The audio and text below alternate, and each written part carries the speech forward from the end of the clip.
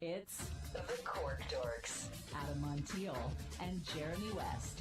It is day number 3 of the California Mid-State Fair. Getting into our first Mid-State Fair weekend. It is a beautiful, breezy, I want to say like upper 80s. I don't know. Even when my phone says like 91, I know here in Mission Square, you got breeze, you got shade, and it just feels good. And we're hanging out, Jeremy, with the winery of the year. What is it, 88? 88. It's my favorite number, 8. There you go, double 8. Well, then, the thing is, that's 88 and passing. Excuse me, right? So, but you're right. The breeze comes through here, and once that sun drops down, okay, the brie and the crackers is killing me. Yeah, Templeton Gap, that's what that will do. And, it's a whole nother experience here. We're literally sitting behind the vineyards here. Neil Clavo has put these vineyards in from Clavo, and Neil Roberts, I call him Neil Clavo, Mr. Clavo. But, and it's just such a nice expression. How many fairs do you go to that have a vineyard, like, sitting right in the middle of it, right? That's pretty cool. And, of course, you can have all these great wines, craft beers, pizzas, these charcuterie plates. We've got brie, we've got 3 different kinds of meat, different kinds of cheeses and berries. Just a nice little charcuterie plate. You can pick all that up here at 15C. Now, we're jumping on. Normally we jump on at 4 o'clock. We went an hour early today because we've got the industry awards tonight. And so let me catch up on what we've been drinking. The Double Gold Best in Class 2018. It might have been one of the reasons that put them over the top to win Winery of the Year. Pear Valley hanging out with us. Some Charbono, and, of course, this Malbec, which is in the glass now. And we're getting ready to move on, right? Mm-hmm. Where are we going, Jared? Yeah, I Jared think we are venturing into the Italian realm. We're doing Aglianico. Aglianico. Fun. Is that what's in here? Or yes. Is this my old one? This is Aglianico cool, right here. So tell us about Aglianico. We talked a little bit about it last hour, trying to get familiar with it. It's an Italian varietal, right? Yeah, Italian varietal, kind of more Sicilian, like southern Italy. Volcanic soil, that sort of thing, where it typically grows. So we ended up, when Tom and Kathleen were learning about it, they looked into those things as well. And so it's grown on one of our more steep hills. It's cut pretty hard. It's terraced. And she struggles a little bit. She struggles quite a bit, actually. So there's no real water retention up there. It's a lot of DG. So we get this really concentrated fruit, but just not a lot of it. Right. Not a lot, yeah. Was this Tom's idea to do so many different kinds of grapes? And was this his beast? Yeah, this is the hand I was dealt. So yeah. Just playing it. This is the legacy you're keeping on now. Yeah, I love right. it. Yeah. So this was again something I had no experience with, didn't know anything about it. What do? Do you Google it? Like, how do you ask man, friends? Honestly, sure, yeah. And anybody making it, pick their brain. I knew nobody. Yeah. So it well, that's what I'm saying. Like, who do you call? Do you have people that were like really there for you that you could text or call or page? I don't know how far back we're going. Yeah, but page 911. Like, right. Fax. Need to call me back. Anybody you could fax? Send them a fax.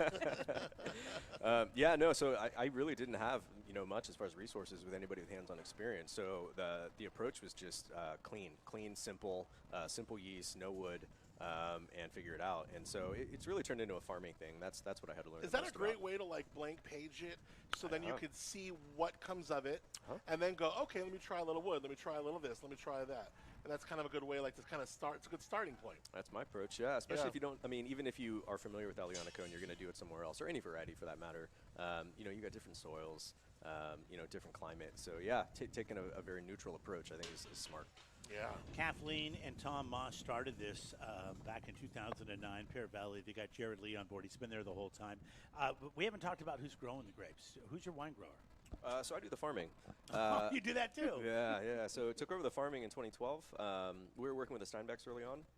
And then, when Tom and I were here, we were like, we got this? Kind of, more or less. They were great for us. So we just kind of took it over in 2012 and just kind of got after it. Tom was always one of those people, he never shied down from anything, right? Like, just didn't. He just would prefer to put his foot on the gas and figure it out as we're moving. Mm-hmm. But there was always, I never had to talk him into anything because it was always about, well, we're going to do this for this reason, and it's quality. This is the reason we're doing this. We're gonna drop fruit here. Because he trusted you. He trusted me, but he was also trusting, instincts. Both of us. In the process. Sure. The process. And so, what did you know about growing, before you decide, before you were thrown into this? Yeah, I just immersed myself in it.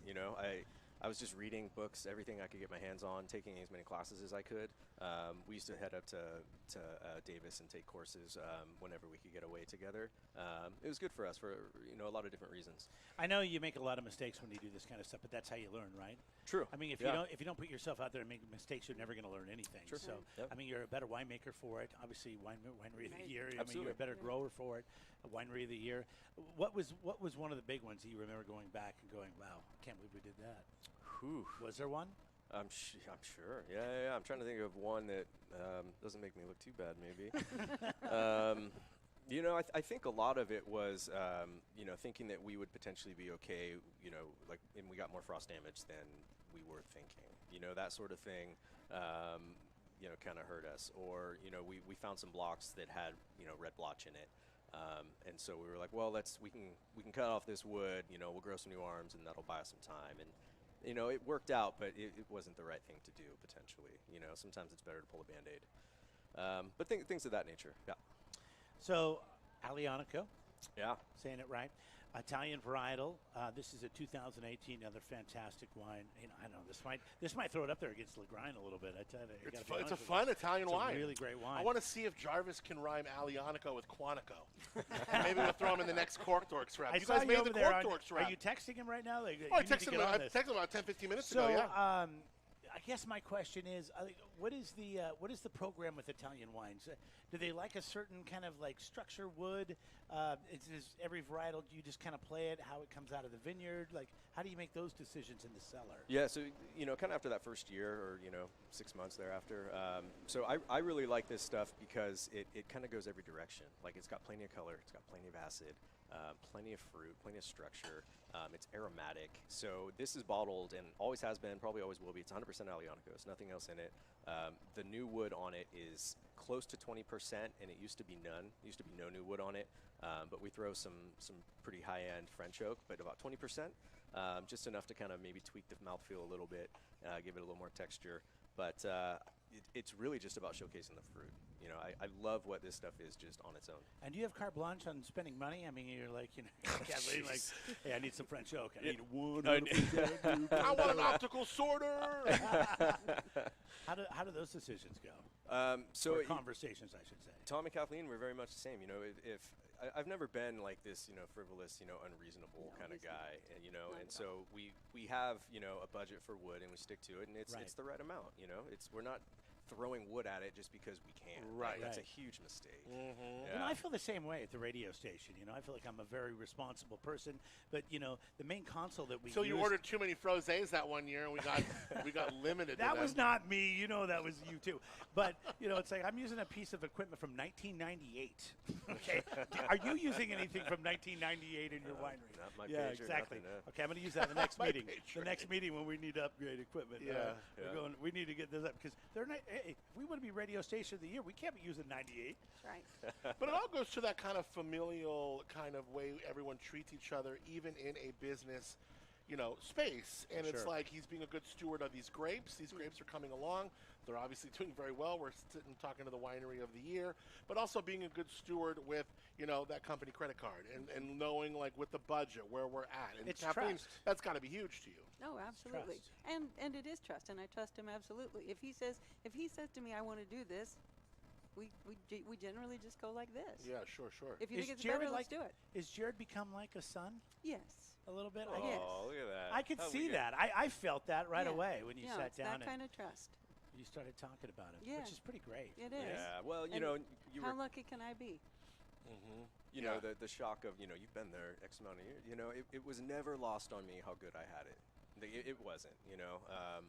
Sure, there's plenty of other regions and places, but when you have a good thing, you just need to acknowledge it. Yeah. It's the best people you could want. And isn't Paso becoming just something so special? I mean, it's Man, unreal it's to be wild. here, and especially in your time, like you're really here in like this little nugget of time where it's just blossomed and become so big. Sure. Yeah. I mean, it seems like all the time. There's new things going on. Yeah. The produce.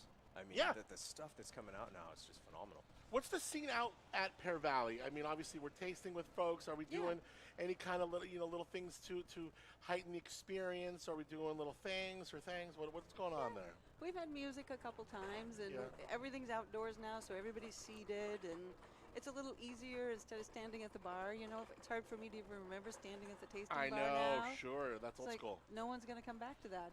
It's never going to come back. But we've always had the beautiful grounds. So being out there and having the view and the vineyards around you and the trees and Appointments? we haven't a place to make appointments, but we don't require appointments. You can still walk in if you there's still room, you just can walk hang. in. Yeah. Cool, I love that. Always great to make an appointment, though, right? Well, sometimes on a Saturday we just run out Yeah. of tables, and I feel bad. We had somebody coming in an Uber, and we didn't have any tables left. I Yeah. literally went in the closet and got a folding table Damn. because you Look at can't you. have them sit there. You can't TV have 'em trays. stick. Costco's got a great deal on them TV right trays. now. I need to get TV trays. That's pretty old We're going school. to come back with Winery of the Year, Pear Valley.